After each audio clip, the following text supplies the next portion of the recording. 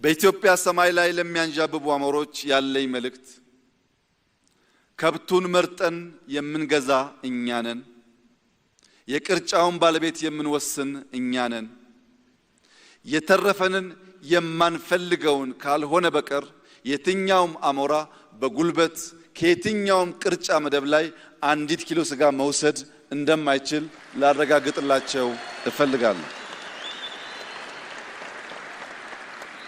ስንፈልግ ስንወድ ለማጋራት ዝግጁ ነን።